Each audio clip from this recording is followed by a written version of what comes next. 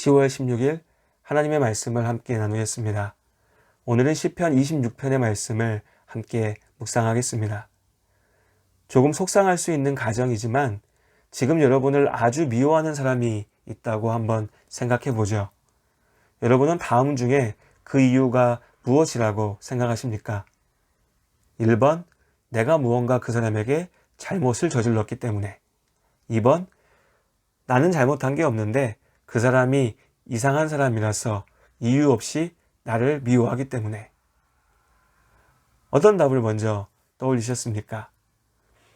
우리는 저마다 성향에 따라서 다른 답을 택할 겁니다. 그리고 물론 어느 한쪽만 정답인 것도 아닙니다. 사실 우리는 살아가면서 이 두 가지 경우를 다 경험합니다. 내가 정말 무언가를 잘못해서 상대방이 나를 원망하고 미워할 수 있습니다.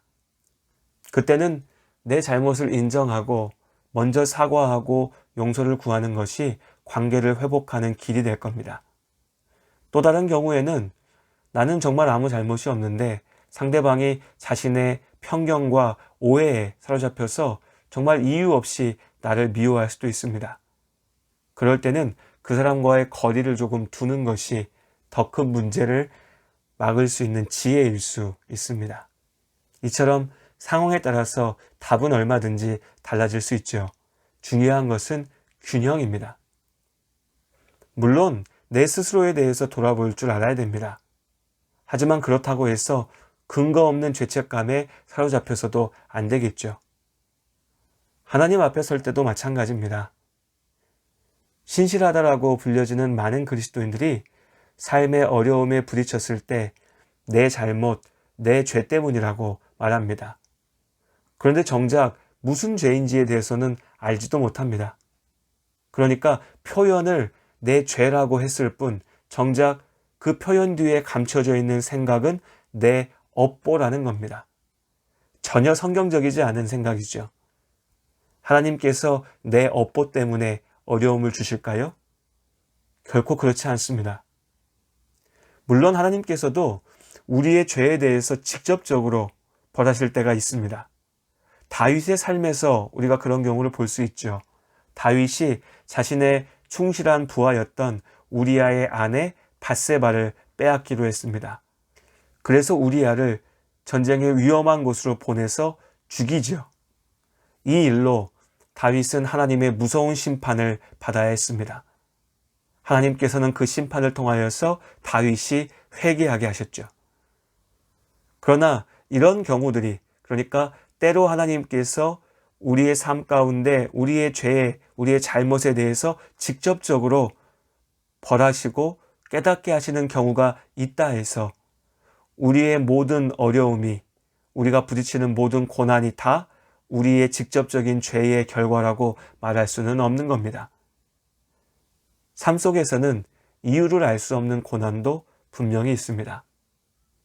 그렇기 때문에 오늘 시편 26편의 말씀을 읽을 때에는 섣부르게 성경의 구절들을 끄집어 와서 혹은 자신이 알고 있는 교리적인 기준들을 가지고서 정죄하면서 바라봐서는 안 됩니다. 오늘의 말씀은 삶의 눈으로 고난 가운데 부딪혀 하나님 앞에 기도하는 한 사람의 마음을 이해하면서 읽어야 합니다. 오늘 1절의 말씀은 누군가에게는 교만함으로 읽힐 수도 있습니다. 어떻게 감히 하나님 앞에서 완전함을 말할 수 있는가? 어떻게 하나님 앞에서 자신은 아무 죄가 없다라고 의롭다고 말할 수 있는가? 우리는 모두가 다 죄인인데. 그러나 오늘 하나님 나는 죄가 없으니, 하나님 나는 하나님 앞에 정직하게 행하였으니 나를 판단하소서라고 하는 다윗의 고백은 교만하고 뻔뻔한 말이 아닙니다. 오히려 하나님은 내 편이시죠. 이 답답하고 억울한 상황 속에서도 하나님은 내 잘못이 아니라는 것을 아시죠? 라고 하는 간절한 믿음의 고백인 것입니다. 오늘 다윗은 이유 없는 고난 가운데, 어려움 가운데 부딪혔습니다. 그런데 이 어려움 속에서 다윗을 더욱 힘들게 하는 것은 네가 하나님께 버림받았다라고 하는 사람들의 비아냥이었습니다. 사람들은 다윗이 죄를 졌기 때문에 이 어려움이 닥쳐왔다라고 말합니다.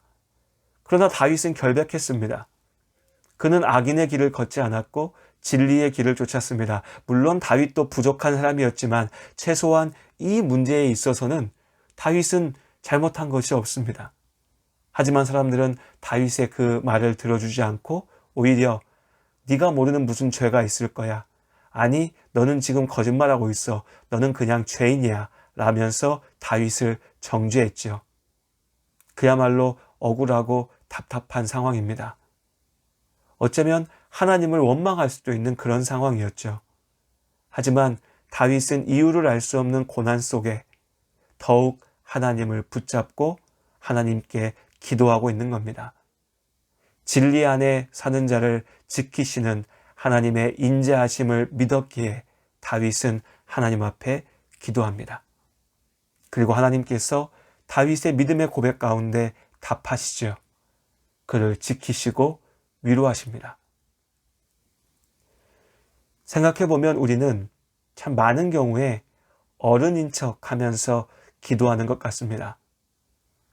내가 알고 있는 지식들, 내가 세워놓은 어떤 교리적인 기준들 속에서 하나님을 판단하고 내 스스로를 판단합니다. 지금 나는 참 어려운데 이 어려움을 내가 스스로 내 죄 때문이라고 판단해버립니다. 그리고 하나님 앞에 제대로 기도하지 않지요.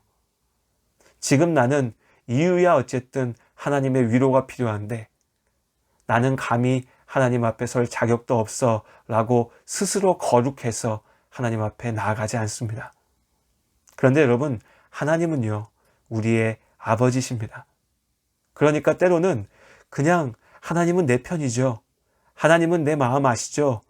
라고 하는 어린아이 같은, 하지만 진실된 기도로 하나님 앞에 서면 되는 겁니다. 내가 부족하다면, 나에게 문제가 있다면 하나님께서 그 문제를 분명히 깨닫게 하시고 내가 그 죄의 문제를 해결할 수 있도록 인도하실 겁니다. 또 내 잘못과 상관없이 이유를 알 수 없는 고난 가운데 있다면 하나님께서 나를 위로하시고 나를 지키실 겁니다. 그렇게 우리의 기도 가운데 하나님께서 역사하십니다. 그러니 이해하기 어려운 삶의 어려움에 부딪혔을 때 더욱 주님을 의지하시기 바랍니다. 거기서 멈추지 말고 계속해서 진리의 길을, 하나님과 함께하는 길을 걸어야 됩니다. 우리가 잊지 말아야 됩니다. 인자하신 아버지께서는 언제나 나의 편이십니다. 내 편이신 하나님을 의지하면서 오늘 하루도 은혜 가운데 살아내시기를 주님의 이름으로 축복합니다.